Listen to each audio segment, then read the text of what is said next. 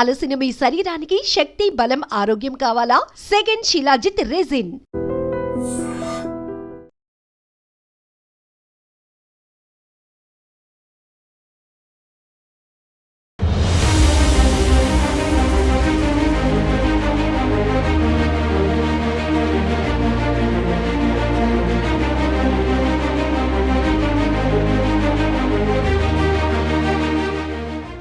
మనం చూస్తూనే ఉన్నాం కల్తీ. ఈ యొక్క కల్తీ సమాజంలో ప్రతి వస్తువులోనూ ప్రతి దాంట్లోనూ కల్తీ జరుగుతుందన్న విషయం ప్రతి ఒక్కరికి తెలిసిందే. అయితే కొన్ని తప్పని పరిస్థితుల్లో అడ్జస్ట్ అవుతూ పోతున్నారు. ఈ కల్తీ రాయుళ్ళు లాభాల పంట పండించుకుంటూనే ఉన్నారు. కానీ ప్రతి ఒక్కరికి, దేశంలో ఉన్నటువంటి ప్రతి ఒక్కరికి కడుపు నింపే రైతన్నని అన్యాయం చేద్దాం, రైతుకి కల్తీ అంటగడదాం అనే దుర్మార్గులు కూడా తయారైనారు. తాజాగా సూర్యాపేట జిల్లాలో కల్తీ రాయిళ్ల భాగోతం సిసిఎస్ పోలీసులు బట్టబయలు చేశారు.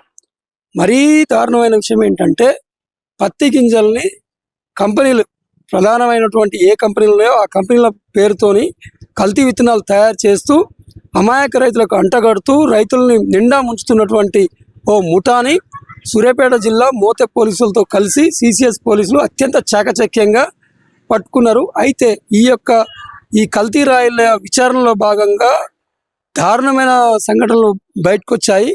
కోట్ల విలువైనటువంటి నకిలీ విత్తనాలు పట్టుబడ్డాయి. అయితే ఈ విత్తనాల ద్వారా ఈ విత్తనాలు రైతులకు అంటగట్టినట్లయితే రైతులు నిండా మునడం ఖాయం. వీరంతా కలిసి తమ స్వార్థం కోసం, తమ లాభం కోసం అమాయక రైతుల్ని టార్గెట్ చేస్తూ ఈ యొక్క దొడ్డిదారులను సంపాదించుకోవడానికే వీళ్ళంతా పెద్ద ఎత్తున ఆంధ్ర నుంచి గుంటూరు, బాపట్ల తదితర ప్రాంతాల నుంచి వచ్చినటువంటి ఈ మాఫియా తెలంగాణలో పత్తి పంట ఎక్కువ పండే యొక్క నల్గొండ జిల్లా, సూర్యాపేట ఈ యొక్క ప్రాంతాలని టార్గెట్ చేస్తూ అమాయక రైతుల్ని మోసం చేస్తున్నట్టు గుర్తించారు. అయితే అసలు ఈ కల్తీ విత్తనాలు ఎలా గుర్తించాలి, వీళ్ళ మోసం ఎలా జరిగింది ఇత్యాది వివరాలని సూర్యాపేట ఎస్పీ సవివరంగా వివరించారు. ఆయన మాటల్లోనే ఈ యొక్క స్కామ్ గురించి, ఆ యొక్క నిందితుల గురించి పూర్తి వివరాలు తెలుసుకుందాం. అందరికీ నమస్కారం. సూర్యాపేట జిల్లా వ్యాప్తంగా ఈ వానాకాలం సీజన్ స్టార్ట్ అయిన తర్వాత నకిలీ పత్తి విత్తనాల పైన చాలా పకడ్బందీగా నిఘా పెట్టడం జరిగింది. అందులో భాగంగా నిన్న ఉదయం 9 గంటల ప్రాంతంలో ఆత్మకూరు పోలీస్ స్టేషన్ పరిధిలో పాతర్లపాడు స్టేజ్ వద్ద మన పోలీసులు వాహన తనిఖీలు నిర్వహిస్తుండగా మహబూబాబాద్ జిల్లా మరిపెడ గ్రామానికి చెందినటువంటి తండా నగేష్ మోటార్ సైకిల్ పైన నకిలీ పత్తి విత్తనాలతోటి ఒక గోన సంచిలో తీసుకొని వెళ్ళుచుండగా అతన్ని ఆపి చెక్ చేయడం జరిగింది. అతన్ని విచారిస్తే అతను ఈ నకిలీ పత్తి విత్తనాలతో కలిగినటువంటి బ్యాగును కలిగి ఉండి ఇతను ఏపీ ఆంధ్రప్రదేశ్ రాష్ట్రం ఎన్టీఆర్ కృష్ణా జిల్లాకి లోని గంపలగూడెం మండలంలోని పెనుగోలను గ్రామంలో మనకి ఇప్పుడు ఎవరైతే A3 పంది రాము అనేటువంటి అతని వద్ద ఈ విత్తనాలను ఖరీదు చేసుకొని వచ్చి ఇవి నకిలీ విత్తనాలు అనేటువంటిది తెలిసి కూడా ప్రజలని మోసం చేయాలనేటువంటి ఉద్దేశంతో ఎక్కడా కూడా ఈ విత్తనాలకు తయారీలో కానీ ప్యాకింగ్లో కానీ ఎక్కడ కూడా నాణ్యత ప్రమాణాలు పాటించకుండా, అదేవిధంగా రైతులకి ఇవి గడ్డి మందును తట్టుకుంటాయి, హెర్బిసైడ్ టాలరెన్స్ విత్తనాలు అని చెప్పి నమ్మబలికి ఇతను వ్యాపారం చేస్తూ గ్రామాన అమ్ముతూ ఉంటే మనం ఇతని పొజిషన్లో నుంచి ఒక 120 ప్యాకెట్ల ఉన్నటువంటి గోన సంచిలో ఉన్నటువంటిది తీసుకోవడం జరిగింది. ఈయన చెప్పినటువంటి ఇన్ఫర్మేషన్ మీద ఇమ్మీడియట్లీ మనం అక్కడికి ఎన్టీఆర్ జిల్లా గంపలగూడెం మండలం పెనుగోలు గ్రామానికి మనం ప్రొసీడ్ అయి ఇతను ఎవరి దగ్గర అయితే తీసుకున్నాడో A3 పంది రాముని చెక్ చేస్తే అతని ఆధీనంలో కూడా మనకు ఒక బ్యాగు నిండా 120 సంచుల ప్యాకెట్ల నకిలీ పత్తి విత్తనాలని మనం స్వాధీనం చేసుకొని అతని ద్వారా అతను చెప్పినటువంటి ఇన్ఫర్మేషన్ మీద మళ్ళీ మనం కృష్ణా జిల్లా మైలవరం మండలంలోని పొందుగుల తాండాకి వెళ్ళి అక్కడ ఇంకొక వ్యక్తిని మనం చెక్ చేసుకోవడం జరిగింది, బానోతు జయరాం.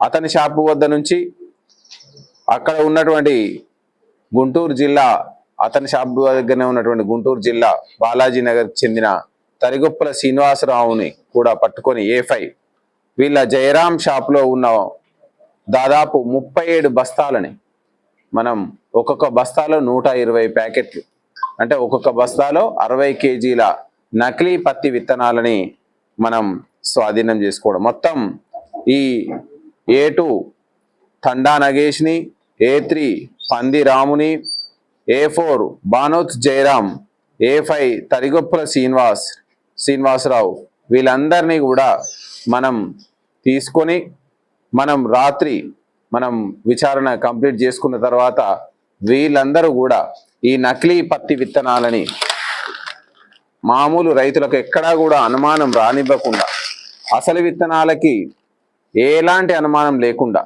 వీళ్ళు రైతులని మోసం చేయాలని, ఈ విత్తనాలను మ్యానుఫ్యాక్చరింగ్లో ఎక్కడా కూడా నాణ్యత ప్రమాణాలు పాటించకుండా, జెర్మినేషన్ టెస్టులు లేకుండా, ఎక్కడా కూడా సీడ్ విత్తనాలను వాడకుండా, ఎక్కడా కూడా సీడ్స్ యాక్ట్ ప్రకారం ఏవైతే ప్రొసీజర్ని ఫాలో కావాలనో ఫాలో కాకుండా ఇతరులు స్వయంగా వాళ్ళ సొంతంగా పండించుకున్నటువంటి విత్తనాలని ప్రజలకి ఇవి అసలైన విత్తనాలు, ఇవి పంట ఎక్కువ దిగుబడిని ఇస్తాయి, ఇవి గడ్డి మందులను తట్టుకునేటువంటి విత్తనాలు అని చెప్పి రైతులకి మన సూర్యాపేట జిల్లా వ్యాప్తంగా వీటిని అమ్మడానికి ప్రయత్నం చేస్తూ ఉంటే, దాదాపు వీరి నలుగురి పొజిషన్ నుంచి మనం దాదాపు 21 క్వింటాల్, దాదాపు మనం 39 సంచుల్లో 39 బ్యాగుల్లో 21 క్వింటాల నకిలీ పత్తి విత్తనాలు, సుమారు ఈ 63.375 లక్షల విలువైనటువంటి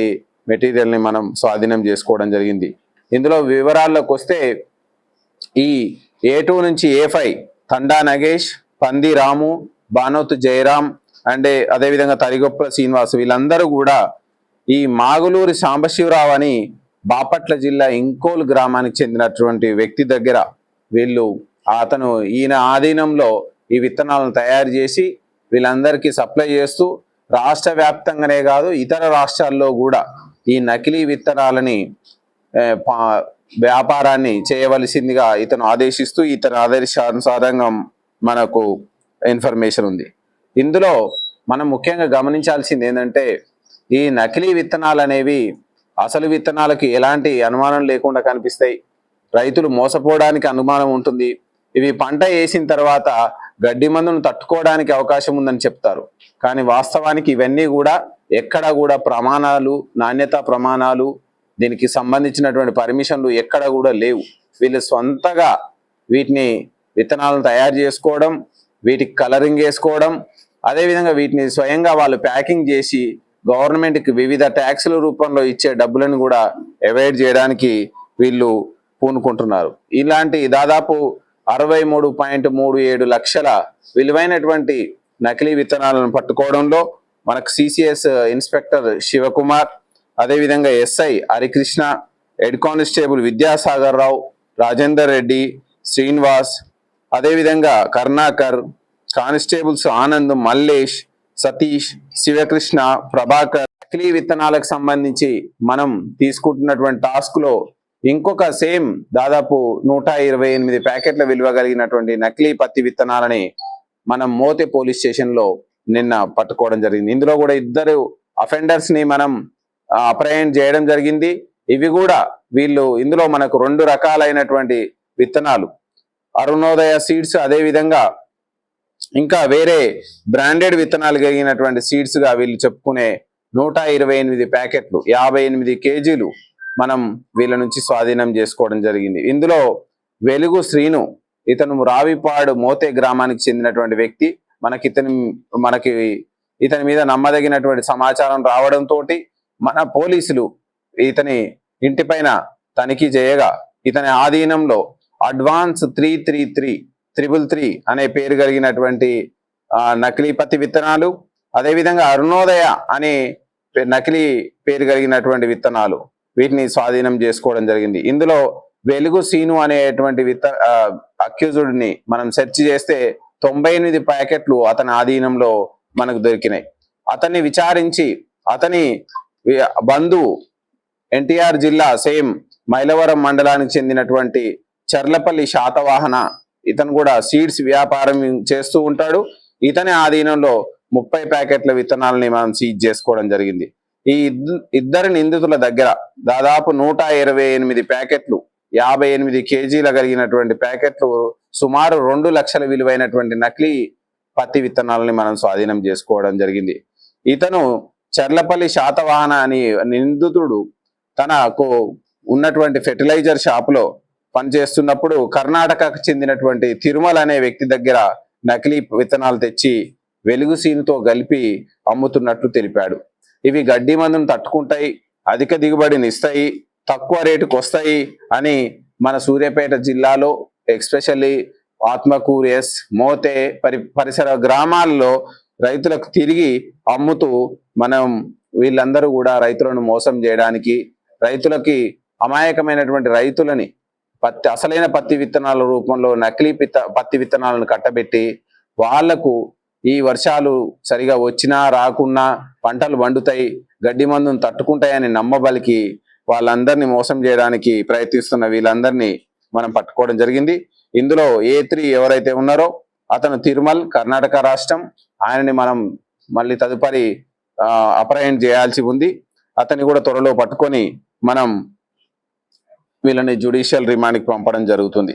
దీంట్లో కూడా సిసిఎస్ టీమ్స్, అదేవిధంగా CI Munagala and SI Mothe, CCS inspector Shivakumar and CCS SI Harikrishna and వాళ్ళ సిబ్బంది అందరూ కూడా ఎంతో చాకచక్యంగా దీని మీద విచారణలో వేగంగా చేసి వీళ్ళందరినీ అప్రహెండ్ చేయడంలో ప్రతిభ కనబరిచినారు.